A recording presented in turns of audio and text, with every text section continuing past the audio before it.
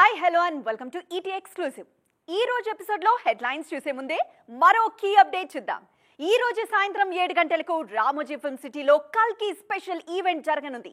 దాన్ని టీవీ9 ప్రత్యక్ష ప్రసారం చేస్తోంది. తప్పకుండా చూడండి. హీరోయిన్స్ రెమ్యూనరేషన్ ఒకేసారి ఢమాల్న పడిపోవడం వెనక అసలు కారణం ఏంటి? కోట్లలో ఉన్న పారితోషికాలు కాస్త లక్షల్లోకి ఎందుకొచ్చాయి? గొంతెమ్మ కోరికలు కోడుతూ కోట్లిస్తే కానీ సైన్ చేయని ముద్దుగుమ్మలకు ఈ రేంజ్ షాక్ ఎందుకు తగిలినట్లు? పడిపోయిన non theatrical rights heroines remunerations పై ప్రభావం చూపిస్తున్నాయా? ఇదే ఇవాల్టి ఎక్స్క్లూజివ్ స్టోరీ. ఆ హీరోయిన్ 4 కోట్లు తీసుకుందట, ఈ హీరోయిన్ 3 కోట్లు తీసుకుంది అంటూ ఇండస్ట్రీలో నిన్న మొన్నటి వరకు వార్తలొచ్చేవి. కానీ ఇప్పుడు సీన్ అంతా మారిపోయింది. సాయి పల్లవి లాంటి ఒకరిద్దరు హీరోయిన్స్ మినహాయిస్తే ఎవ్వరికీ కోటి కూడా పారితోషికం అందట్లేదు. సడన్ గా పడిపోయిన ఓటీటీ రైట్స్ ప్రభావం హీరోయిన్ల పారితోషికాలపై దారుణంగా చూపిస్తోంది. నాన్ థియేట్రికల్ బూమ్ లో ఉన్నప్పుడు హీరోయిన్స్ అడిగినంతా ఇచ్చారు నిర్మాతలు. కానీ ఓటీటీ స్ట్రీమింగ్స్ కు ముందున్నంత డిమాండ్ ఇప్పుడు లేదు. పైగా ఆడియన్స్ ఎక్కువగా ఫ్రీ కంటెంట్ వైపు వెళ్తున్నారు.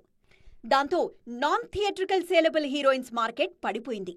అందుకే తమన్నా, కీర్తి సురేష్, కాజల్, రాశి ఖన్నా లాంటి బ్యూటీస్ ఓటీటీలోనూ కనిపించట్లేదిప్పుడు. కరోనా టైంలో స్టార్ హీరోయిన్స్ అంతా ఓటీటీ వైపు మళ్లారు.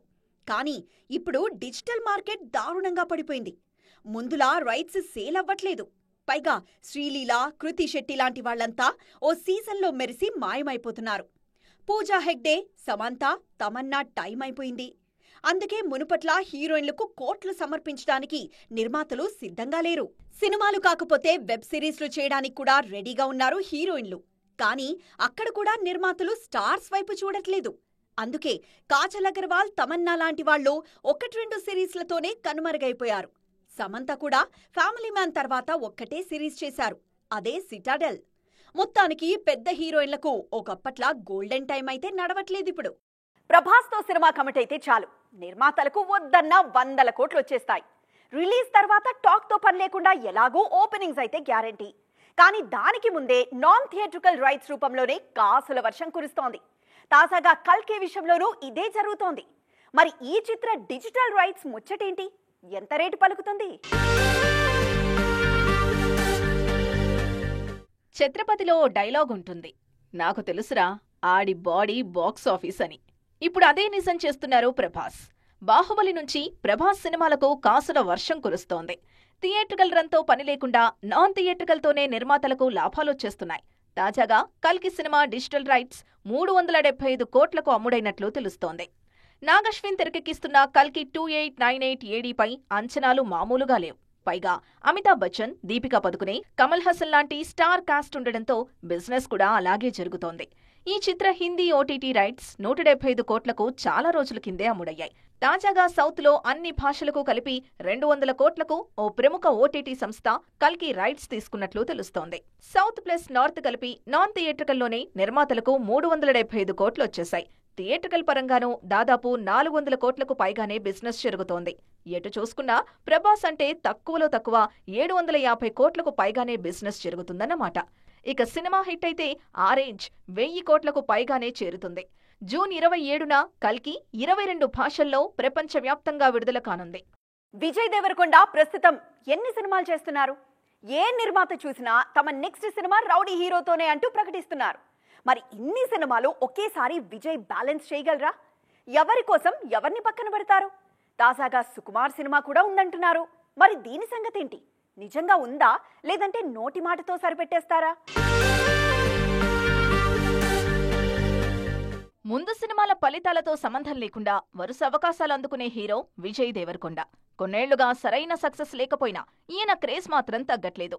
అగ్ర నిర్మాతల నుంచి వరుసగా అవకాశం అందుకుంటూనే ఉన్నారు. ప్రస్తుతం దిల్ రాజు, మైత్రి మూవీ మేకర్స్, సితారా ఎంటర్టైన్మెంట్స్ లో సినిమాలు చేస్తున్నారు విజయ్.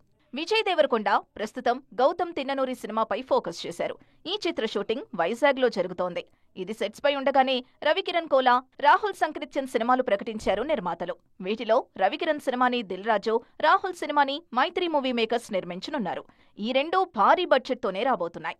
అప్పుడెప్పుడో కరోనా టైంలో సుకుమార్, విజయ్ దేవరకొండ సినిమాని ప్రకటించారు నిర్మాత కేదార్ సెలగం శెట్టి. ఆ తర్వాత మళ్లీ దానిపై ఊసే లేదు. కానీ ఇప్పుడు అదే నిర్మాత ఆనంద్ దేవరకొండతో గమ్ గమ్ గణేష సినిమా నిర్మించారు. విజయ్ సుక్కు సినిమా ఆగిపోలేదని ప్రకటించారు. ప్రస్తుతం పుష్ప 2తో బిజీగా ఉన్నారు లెక్కల మాస్టారు. ఆగస్టు 15న పుష్ప 2 విడుదల కానుంది. దాని తర్వాత రామ్ చరణ్ సినిమా లైన్లో ఉంది. ఇది పూర్తవడానికి కనీసం ఏడాదిన్నర పడుతుంది. ఈలోపు గౌతమ్ తిన్ననూరి, రాహుల్, రవికిరణ్ సినిమాలు పూర్తి చేయాలని ప్లాన్ చేస్తున్నారు విజయ్. అదే జరిగితే 2026లో విజయ్ దేవరకొండ, సుకుమార్ ప్రాజెక్ట్ సెట్స్ పైకొచ్చే అవకాశాలున్నాయి. చూడాలి ఏం జరుగుతుందో. రామాయణం అనేది భారతీయులకు కేవలం ఓ పురాణం మాత్రమే కాదు, అదొక ఎమోషన్. చెప్పే తీరులో చెప్తే ఎన్నిసార్లైనా చూస్తారు ఆడియన్స్. తేడాగా చూపిస్తే ఫలితం కూడా అంతే దారుణంగా ఉంటుంది. మరి ఇప్పుడు నితీష్ తివారీ రామాయణం ఎలా ఉండబోతుంది? ఎన్ని భాగాలుగా రాబోతుంది? ఇన్నేళ్లు ఒకే సినిమాకు డేట్స్ ఇస్తారా? రామాయణ మహాభారతాలు కేవలం ఇతిహాసాలు మాత్రమే కాదు, మన సంప్రదాయాలకు పెట్టని కోట. అందుకే ఆ మైథలాజికల్ వండర్స్ తెరకెక్కించేందుకు దర్శకులు ఎప్పుడూ సిద్ధంగానే ఉంటారు. తాజాగా దంగల్ ఫేమ్ నితీష్ తివారీ కూడా దాదాపు 800 కోట్లతో రామాయణం తెరకెక్కిస్తున్నారు. రణ్బీర్ కపూర్, సాయి పల్లవి ఇందులో సీతారాములుగా నటిస్తున్నారు. మార్చిలోనే రామాయణం షూటింగ్ మొదలైంది. ఇప్పటికే రణ్బీర్, సాయి పల్లవిపై కొన్ని సన్నివేశాలు చిత్రీకరించారు దర్శకుడు నితీష్. వాటి ఫోటోలు కూడా సోషల్ మీడియాలో వైరల్ అయ్యాయి. ఈ సినిమాని 3 భాగాలుగా ప్లాన్ చేస్తున్నారు దర్శకుడు. ఫస్ట్ పార్ట్లో సీతారాముల స్వయంవరం, సెకండ్ పార్ట్లో వనవాసం, సీతా అపహరణ, మూడో భాగంలో రావణ యుద్ధం చూపించబోతున్నారని తెలుస్తోంది. 2027లో రామాయణం విడుదలయ్యేలా కనిపిస్తోంది. ప్లానింగ్ అంతా బాగానే ఉంది. కానీ రణ్బీర్, సాయి పల్లవితో పాటు యష్ ఈ సినిమాకు 3 ఏళ్ల పాటు డేట్స్ ఇస్తారా అనేది ఆసక్తికరంగా మారింది. యష్ ప్రస్తుతం టాక్సిక్ సినిమా చేస్తున్నారు. సాయి పల్లవికి ఇతర కమిట్మెంట్స్ ఉన్నాయి. మరి వాటన్నిటినీ బ్యాలెన్స్ చేసుకుని రామాయణం కోసం 3 ఏళ్లు కేటాయిస్తారా అనేది చూడాలి. హనుమాన్ తర్వాత ప్రశాంత్ వర్మ ఎందుకు సైలెంట్ అయ్యారు? అంత పెద్ద విజయం వచ్చిన తర్వాత కాన్ఫిడెన్స్ తో పాటు కన్ఫ్యూజన్ కూడా వచ్చిందా? బాలీవుడ్ హీరో రణ్వీర్ సింగ్ తో అనుకున్న ప్రాజెక్ట్ ఏమైంది? సోషల్ మీడియాలో నడుస్తున్నట్లు ఈ ప్రాజెక్ట్ నిజంగానే ఆగిపోయిందా? ఒకవేళ ఆగిపోకపోతే దాని స్టేటస్ ఏంటి? ప్రశాంత్ వర్మ హనుమాన్ సినిమాతో ఈయన పేరు దేశవ్యాప్తంగా మారుమోగిపోయింది. తేజ సజ్జా లాంటి హీరోతో ఏకంగా 300 కోట్ల సినిమా ఇచ్చిన ఈయన కాన్ఫిడెన్స్ కి బాలీవుడ్ హీరోలు సైతం బెండ్ అయిపోయారు. ప్రస్తుతం రణ్వీర్ సింగ్ తో ఓ సినిమా ప్లాన్ చేస్తున్నారు ప్రశాంత్. దీని ప్రోమో షూట్ హైదరాబాద్ లోనే జరుగుతోంది. త్వరలోనే అధికారిక ప్రకటన రానుంది. ఓవైపు జై హనుమాన్ పనులు చూసుకుంటూనే మరోవైపు రణ్వీర్ సింగ్ సినిమాని కూడా లైన్ లో పెట్టారు ప్రశాంత్ వర్మ. అయితే ఈ చిత్రం ఆగిపోయిందని, చివరి నిమిషంలో దర్శక నిర్మాతలతో రణ్వీర్ కి సెట్ అవ్వక ఈ సినిమా నుంచి బయటకొచ్చేశారని వార్తలొచ్చాయి. కానీ అదంతా అబద్ధం. Project is on. రూమర్స్ నమ్మద్దంటున్నారు ప్రశాంత్ వర్మ టీం. ప్రశాంత్ వర్మ, రణ్వీర్ సినిమా ఆగిపోలేదని క్లారిటీ ఇచ్చారు ప్రశాంత్ వర్మ టీం. దీనికి రాక్షస అనే టైటిల్ పరిశీలిస్తున్నారు. భారీ బడ్జెట్తో విజువల్ వండర్గా ఈ సినిమాని ప్లాన్ చేస్తున్నారు ప్రశాంత్ వర్మ. ఆగిపోలేదు అని దర్శక నిర్మాతలు చెబుతున్నా నిప్పులేనిదే పొగరాదుగా అనేవాళ్లున్నారు. మరి వాళ్లకు ప్రశాంత్ వర్మ టీం ఎలాంటి ప్రూఫ్స్ చూపిస్తుందో చూడాలి. ఇది ఇవాల్టి ఈటీ ఎక్స్క్లూజివ్. మరిన్ని ఎక్స్క్లూజివ్ స్టోరీస్ తో మరోసారి కలుద్దాం.